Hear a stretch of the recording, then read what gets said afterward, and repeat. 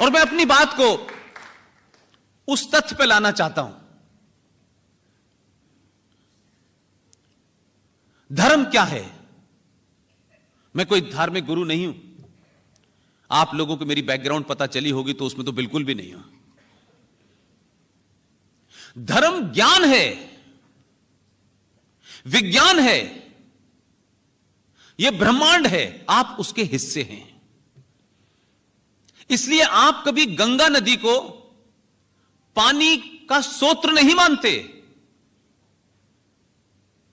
आप उस गंगा नदी को गंगा मां मानते हैं। आप सूरज की पूजा करते हैं, आप पेड़ की पूजा करते हैं। इस संसार में जो भी कुछ प्रकृति है, आप उसके लिए जवाबदेह हैं, आप उसके हिस्से हैं। यह नहीं है कि हमारी किताब यह कहती है कि ये जो कुछ मैंने कायनात बनाई है वो मैंने तुम्हारे लिए बनाई है, तुम्हें इसका दोहन करना है, जो जितना दिल चाहे उस करो। ज्ञान कोई लिमिटेड नहीं है। तो एक घटना आती है हमारे यहां कि लक्ष्मण जी मूर्छित हो गए थे, तो कहा गया कि भाई इनके लिए संजीवनी कहीं से लाई जाए। मैं इसलिए कह रहा हूं कि आज के पर्सपेक्टिव में जब आप चीजों को देखेंगे तो क्योंकि हम बौनों के दौर में रह रहे हैं, हम उन छोटे छोटे लोगों के बीच में बड़े हुए हैं कि हम वो जो बड़ा मैप है, जो बड़ा कैनवास है, वो हमारी सोच के परे है।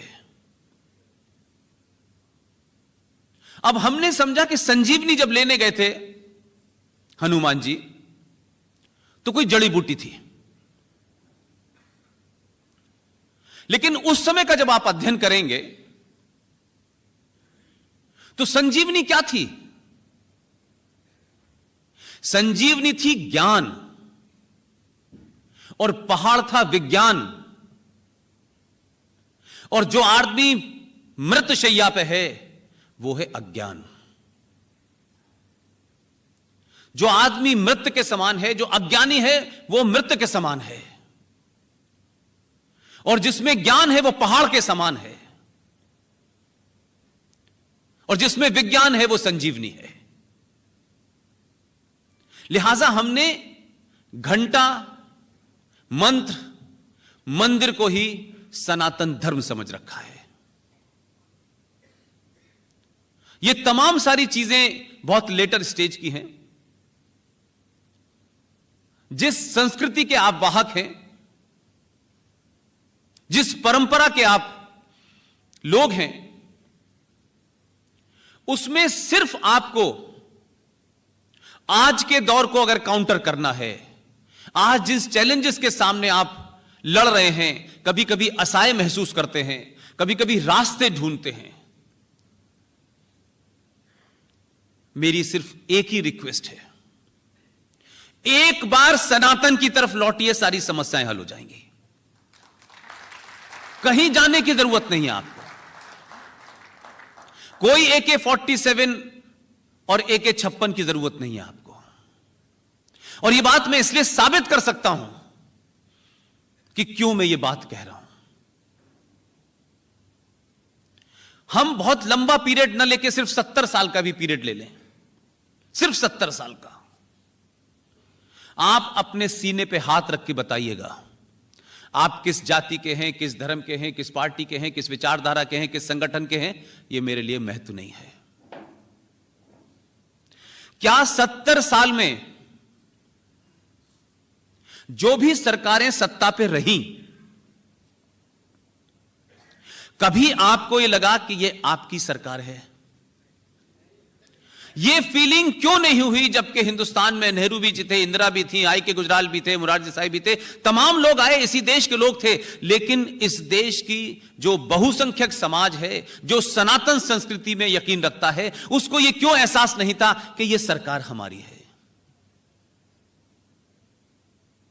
और आपको हो न हो, लेकिन पूरी दुनिया, क्योंकि आपके यहां इतिहास लिखने वालों का एजेंडा है, आपके यहां सच बोलने वालों का भी एजेंडा है, आपके यहां प्रोफेसर्स का भी एजेंडा है, मीडिया का भी एजेंडा है, और बड़े छोटे छोटे एजेंडे हैं। कोई एक आध का एजेंडा भी अगर बड़ा होता तो खुशी होती कि आज के दौर में कम से कम एजेंडा तो बड़ा है भाई। इसलिए इस घटना का जिक्र मैं बार बार करता हूं, और यह एहसास कराने के लिए करता हूं कि हम में से बहुत सारे लोग शायद किन्हीं कारणों से सच कहने से डरते हों, लेकिन दुनिया में लोग हैं जो आपके उस पुरुषार्थ को जानते हैं। और अभी 70 सालों में तो कुछ ऐसा हुआ ही नहीं है। इसलिए 2014 के चुनाव के रिजल्ट जब भारत में आए तो भारत के मीडिया ने क्या लिखा वो सब आपके सामने मौजूद है। और कुछ तो मीडिया के इतने महान लोग थे कि रिजल्ट आने से पहले कह रहे थे कि अगर ऐसा रिजल्ट आया तो हम देश छोड़ के चले जाएंगे। अभी तक नहीं गए। लेकिन जो क्रक्स है वो क्या है?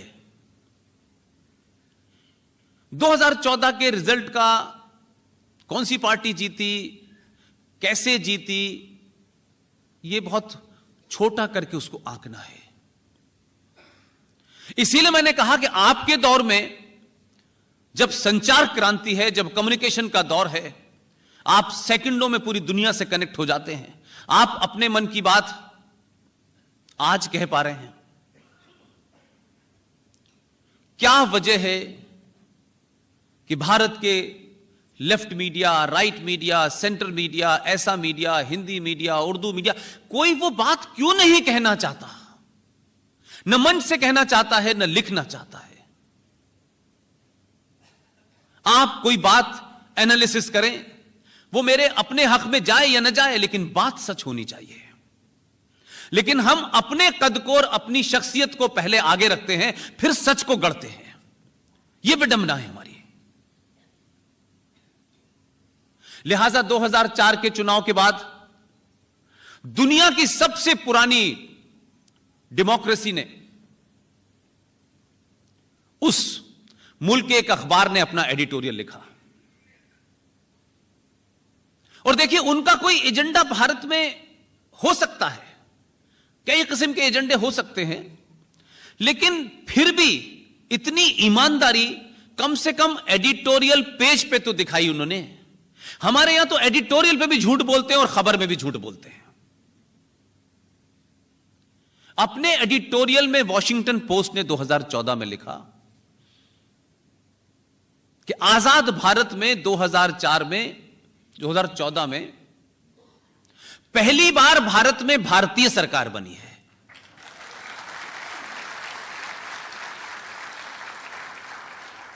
तो क्या इससे पहले भारत के लोगों की सरकार नहीं थी? क्या वजह थी कि आपके अपने ही देश के लोग जो सत्ता में आ रहे थे, लेकिन वो अपने नहीं लगते थे? समय समय पर जिस किस्म की राजनीति इस देश में हुई है, कुछ लोगों ने प्रधानमंत्री बनते ही एक खास किस्म की टोपी लगाना शुरू कर दी। उनके पास कम समय था, वो जल्दी में थे, तो उन्होंने टोपी नहीं लगाई, बल्कि एक गैर इस्लामिक काम किया। और इस्लाम के मानने वालों ने उनसे सवाल नहीं किया, क्योंकि इस्लाम के नाम पे कुछ झूठ, फरेब, गलत भी अगर मिल रहा है तो रख लो। 57 देश हैं, इस्लाम से चलते हैं, इस्लाम के मानने वाले रहते हैं। आपको वहां रुकने बसने की इजाजत नहीं है। लेकिन यह पहला हिंदुस्तान का सेकुलर रिपब्लिक देश है कि राजनीति की महत्वाकांक्षा और सत्ता में बने रहने की लालसा ने लोगों को मोहम्मद साहब के जन्मदिन भी मनाने के लिए छुट्टी घोषित कर दी है। मोहम्मद साहब किसी के पैगंबर हैं, उनकी शान में गुस्ताखी नहीं होनी चाहिए, लेकिन मोहम्मद साहब की ना तो कोई कब्र है, और मोहम्मद साहब अपने दौर में सारी बातें कह के गए हैं कि उनकी कोई तस्वीर, कोई उनकी मजार नहीं होगी, और आज भी नहीं है। और कहीं किसी देश में सुना है कि मोहम्मद साहब के जन्मदिन पे सरकार ने उनकी छुट्टी घोषित की है। लेकिन हमारे यहां किसी को खुश करने के लिए, दुख तो मेरा यह है कि इस देश में 30-35 करोड़ मुसलमान रहते हैं, कभी उन्होंने भी नहीं कहा कि यह गैर इस्लामिक काम है। ठीक है, आपको हमसे बड़ी हमदर्दी है, आप हमारे बच्चों को पढ़ाई के लिए ट्यूशन दे दें, कुछ कॉलेज बना दें, लेकिन यह मोहम्मद साहब की छुट्टी अगर आप करेंगे तो सबसे बड़ा सवाल यह खड़ा होगा कि मोहम्मद साहब की बर्थडे मनाएगा कौन? यह तो मुसलमानों को पूछना चाहिए था। क्या मोहम्मद साहब की बर्थडे या उनका जन्मदिन उनके दामाद के कातिल बनाएंगे, उनकी बेटी के हत्यारे बनाएंगे, उनके नवाजों के हत्यारे बनाएंगे, या अली बनाएंगे? कौन मनाएगा पहले यह तो तय हो जाए।